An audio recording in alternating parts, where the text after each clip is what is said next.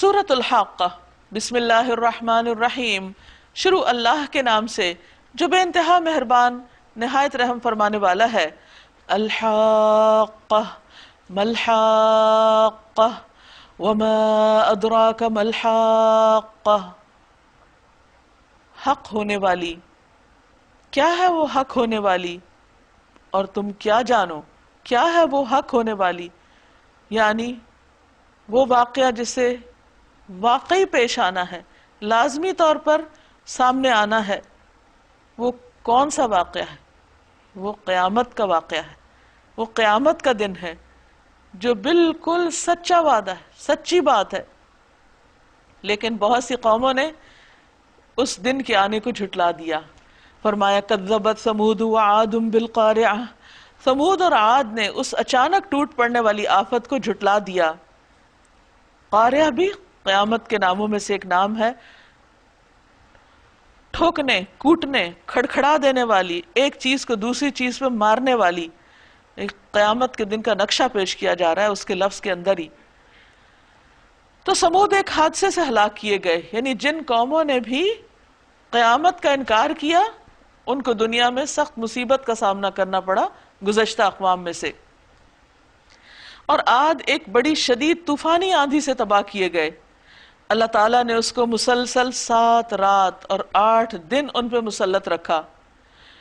آپ وہاں ہوتے تو دیکھتے کہ وہ کس طرح پچھڑے پڑے، یعنی لمبے اونچے قد والے لوگ کس طرح بے بس ہو کے ہر طرف گرے پڑے تھے، کیونکہ آندھی اتنے زور کی تھی کہ اس نے ان کو اپنی جگہ سے اٹھا کے دور لے جا کے پٹھایا تھا۔ جیسے آج کل بھی بعض ہریکینز ہوتے ہیں یا ٹورنیڈوز ہوتے ہیں تو پورے پورے گھروں کی چھتیں اڑ جاتی ہیں، گاڑیاں اڑ جاتی ہیں، انسان اڑ جاتے ہیں۔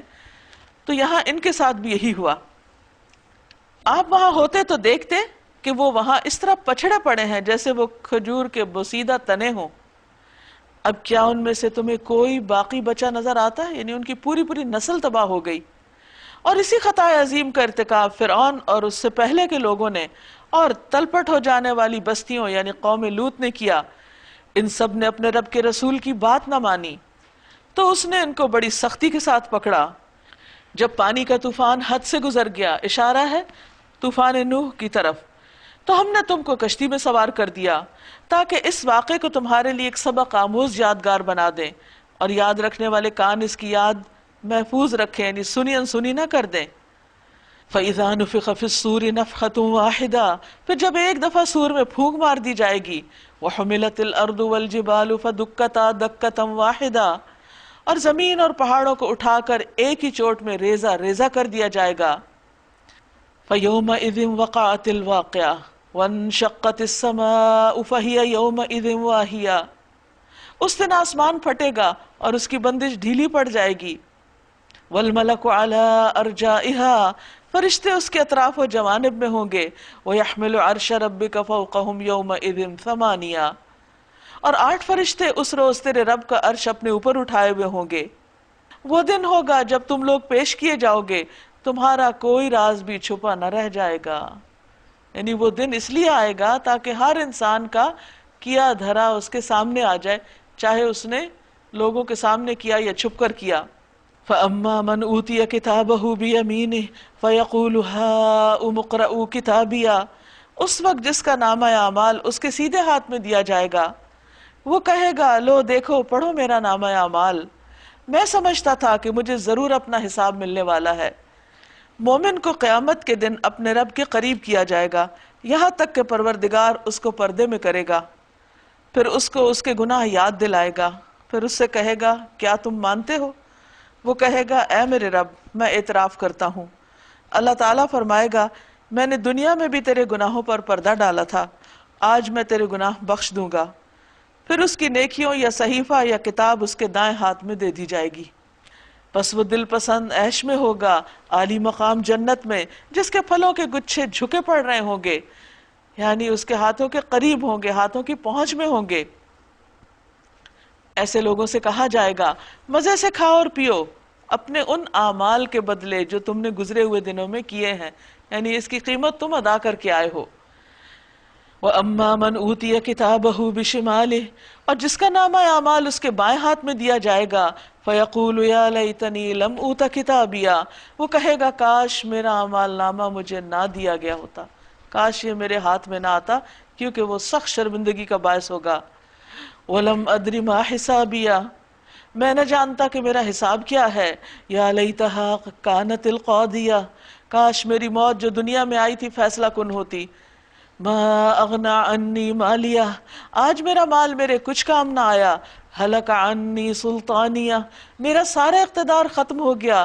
خذوہ فغلوہ، حکم ہوگا پکڑو اسے اور اس کی گردن میں توق ڈال دو۔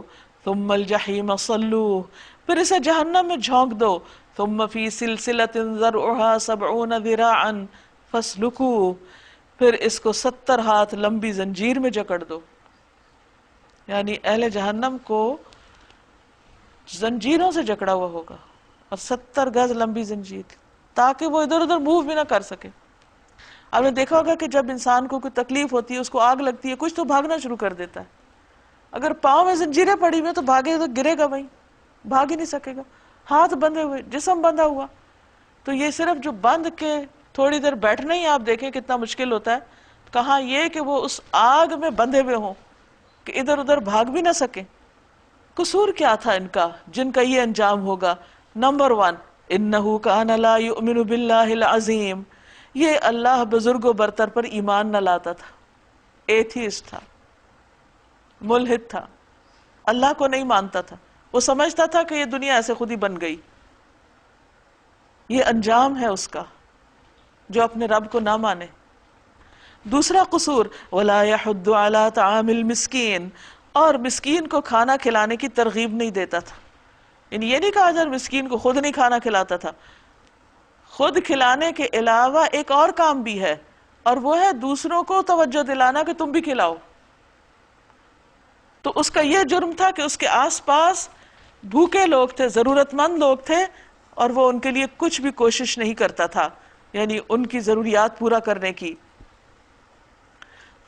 اس لیے فَلَيْسَ لَهُ الْيَوْمَ هَاهُنَا حَمِيمٌ، آج یہاں اس کا کوئی یار غم خار نہیں، کیونکہ دنیا میں اس نے کسی کا غم نہیں کھایا، تو آج اس کا بھی غم کھانے والا کوئی نہیں۔ وَلَا طَعَامٌ إِلَّا مِنْ غِسْلِينَ، اور نہ زخموں کے دھون کے سوا اس کے لیے کوئی کھانا۔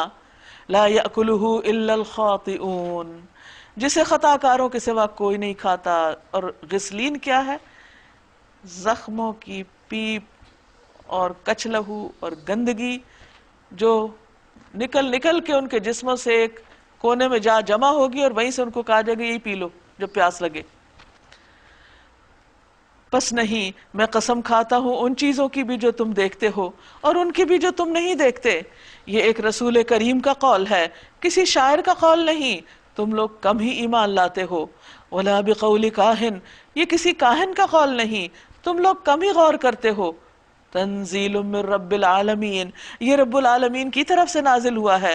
وَلَوْ تَقَوَّلَ عَلَيْنَا بَعْدَ الْأَقَاوِيلِ، اور اگر اس نبی نے خود گھڑ کر کوئی بات ہماری طرف منسوب کی ہوتی، جو کہ نہیں کی، اگر کی ہوتی تو ہم ایسا پھر اس کو چھوڑتے نہیں، ہم اس کا دایاں ہاتھ پکڑ لیتے، اس کی رگے گردن کاٹ ڈالتے، پھر تم میں سے کوئی ہمیں اس کام سے روکنے والا نہ ہوتا۔ تو اس سے پتہ یہ چلتا ہے کہ آپ صلی اللہ علیہ وسلم نے جو بھی ہمیں پہنچایا سچ سچ بالکل برحق پہنچایا، اس لیے ہمیں پورے اطمینان، یقین اور پوری سچائی کے ساتھ اس کلام کو قبول کر لینا چاہیے، کیونکہ اسی میں انسان کی فلاح و بہبود ہے۔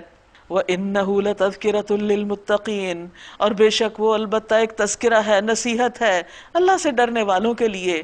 وَإِنَّا لَنَعْلَمُ أَنَّ مِنكُم مُّكَذِّبِينَ، اور بے شک ہم جانتے ہیں کہ تمہارے اندر جھٹلانے والے بھی ہیں۔ وَإِنَّهُ لَحَسْرَةٌ عَلَى الْكَافِرِينَ، ایسے کافروں کے لیے یقیناً یہ موجب حسرت ہے۔ وَإِنَّهُ لَحَقُّ الْيَقِينَ، اور یہ بالکل یقینی حق ہے۔ فَسَبِّحْ بِاسْمِ رَبِّكَ الْعَظِيمِ، پس اے نبی صلی اللہ علیہ وسلم آپ اپنے رب عظیم کے نام کی تسبیح کیجئے، اللہ کی پاکی بیان کیجئے۔